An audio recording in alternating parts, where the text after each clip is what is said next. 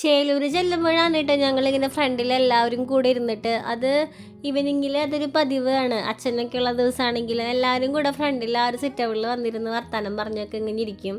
അപ്പം ഇവിടെ എൻ്റെ വീട്ടിൽ ഇപ്പോൾ നമ്മൾ ഈ വാങ്ങിയ വീട്ടിലെന്ന് പറഞ്ഞാൽ ആദ്യമായിട്ടാണ് കേട്ടോ ഇങ്ങനെ അച്ഛനും അമ്മയൊക്കെ ആയിട്ടൊക്കെ ഇങ്ങനെ ഇരിക്കണേന്ന് തോന്നുന്നു. വന്നാലും അകത്തിരുന്നാണ് സംസാരിക്കാറുള്ളത്.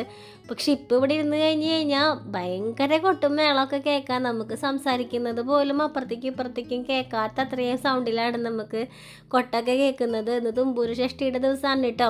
അപ്പോൾ ഫുഡൊക്കെ നമ്മൾ ഓർഡർ ചെയ്യായിരുന്നു ചെയ്തിട്ടുണ്ടായിരുന്നത്. കുറച്ച് ആളുകൾ ഉണ്ടാവും, വൈകുന്നേരത്തിനായിരിക്കും കൂടുതലും ഉണ്ടാവുക.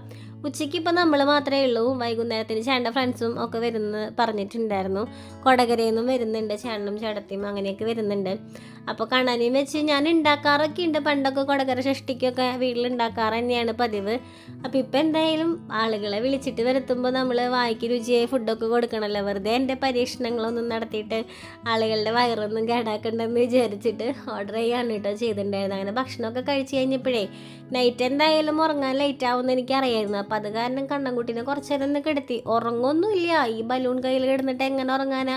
അപ്പം അമ്മാമ്മ അവിടെ കിടന്ന് നല്ല ഉറക്കം ഉറങ്ങുന്നുണ്ടായിരുന്നു. ഞാൻ കണ്ണൻ്റെ അടുത്ത് ഇങ്ങനെ കിടന്ന് ഒന്നുറങ്ങിയൊക്കെ പോയി. പക്ഷെ ഇവൻ എൻ്റെ മുഖത്ത് ബലൂണിട്ട് വലിയ അഭ്യാസങ്ങളായിരുന്നു. ബലൂണിട്ട് തട്ടുക, കളിക്കുക, ഈ വക പരിപാടികളൊക്കെ ആയിരുന്നു. പക്ഷെ നമുക്ക് അവനിങ്ങനെ കാണിച്ച് ഹാപ്പി ആയിട്ട് കിടക്കുന്നത് കാണുമ്പോൾ ഭയങ്കര സന്തോഷമാണ് കേട്ടോ. അങ്ങനെ ഈവനിങ്ങിൽ ഞങ്ങൾ കുളിയൊക്കെ കഴിഞ്ഞ് അമ്പലത്തിലേക്ക് ഇറങ്ങാമെന്ന് വിചാരിച്ച് നിൽക്കുന്ന സമയമാണ് കേട്ടോ. അപ്പോൾ ജാനുക്കുട്ടിയുടെ ബർത്ത്ഡേ ആണല്ലോ, അപ്പോൾ അതുകൊണ്ട് തന്നെ കേക്ക് കട്ട് ചെയ്യണം എന്ന് വിചാരിച്ചിട്ടുണ്ടായിരുന്നു. അപ്പോൾ ആരെങ്കിലുമൊക്കെ വരുന്നതിൽ മുൻപ് ഈ ഒരു പരിപാടി തീർത്ത് വയ്ക്കാമെന്ന് വിചാരിച്ചിട്ട് 3 ആളും കൂടെ കേക്ക് കട്ട് ചെയ്യാനായിട്ട് നിൽക്കുകയാണ് കേട്ടോ. അതിപ്പോൾ കല്യാണിയുടെ ബർത്ത്ഡേക്ക് ആണെങ്കിലും അതെ, ജാനി ഉണ്ടെങ്കിൽ 2 ആളും കൂടെ ഒരുമിച്ചാണ് കട്ട് ചെയ്യാറ്. അപ്പം ഞാൻ കണ്ണനെയും അവിടെ കൊണ്ടുവന്ന് തിരുത്തി, അവനും ആ ഒരു സന്തോഷം അറിയട്ടെ എന്നൊക്കെ വിചാരിച്ചിട്ട്. അപ്പം ആൾക്കും അങ്ങനെയാണ്, ആരുടെ ബർത്ത്ഡേ ആണെങ്കിലും കേക്കൊക്കെ ആളുടെ തന്നെയാണ് എന്നുള്ളൊരു ഇതൊക്കെയാണ്. അപ്പോൾ 2 ആളും 2 പെങ്ങന്മാരും ഭയങ്കര സ്നേഹത്തോടു കൂടെ തന്നെയാണ് കേട്ടോ കണ്ണൻകുട്ടീനെ നോക്കുന്നത്. അത് കാണുമ്പോൾ ഭയങ്കര സന്തോഷം. അപ്പം ഞാൻ 2 ആളോടും പറയും, കല്യാണിയുടെ അടുത്തും പറയും ജാനിയുടെ അടുത്തും പറയും, എന്നും കണ്ണനോട് ഈ ഒരു സ്നേഹം ഉണ്ടായിക്കോളോട്ടാന്നൊക്കെ പറയും.